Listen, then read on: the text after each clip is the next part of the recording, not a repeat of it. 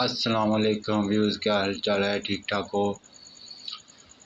ہمارے hero centre مشتاق جو کہ غزہ کی طرف رواں دواں ہیں، ان کے ساتھ اور بھی بہت زیادہ 4000 کے قریب لوگ غزہ کی طرف جا رہے ہیں، اور غزہ میں انشاءاللہ جتنے بھی ہمارے بہن بھائی وہاں موجود ہیں ان کو خوراک پہنچانا کا کام کر رہے ہیں، اور ان کے لیے میڈیسن اور ان کی تمام ضرورتوں کے لیے سامان لے جا رہے ہیں۔ اور وہ ایک میسج دیا ہے کہ ہمارے اوپر اسرائیلی ڈرون اٹیک ہو رہے ہیں، وہ بھی کیمیکل سے۔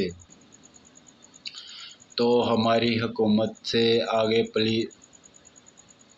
اپیل ہے کہ وہ سینٹر مشتاق کی اس بات کو سنیں اور زیادہ سے زیادہ ان کے لیے کچھ کیا جائے تاکہ وہ غزہ تک پہنچ پائیں، غزہ کے بچوں کے لیے، غزہ کے لیے تمام سہولتیں فراہم کر سکیں۔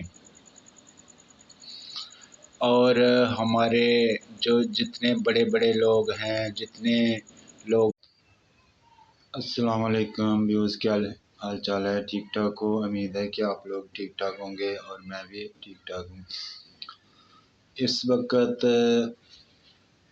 ہمارے سینٹر مشتاق جو کہ پاکستان کے ہیرو، ہمارے ہیرو اسلام کے کام کی پہلی کرنے کی جو حسارت رہتے ہیں، وہ اس وقت سموڈیلا کے ساتھ جا رہے ہیں، ان کے ساتھ میڈیسن، خوراک اور غزہ کے بچوں اور بھائیوں کے لیے خوراک لے کے جا رہے ہیں۔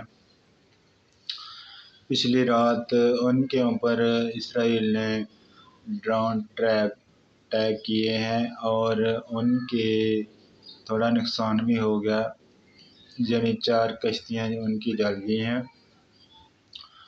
تو ہماری حکومت نے ابھی تک کوئی نوٹس یا کوئی بات نہیں کی ہے، تو زیادہ سے زیادہ سوچنا چاہیے مسلمانوں کو کہ یہ کیا کر رہے ہیں، کیوں انٹرنیشنل فورم پر بات نہیں اٹھائی جاتی۔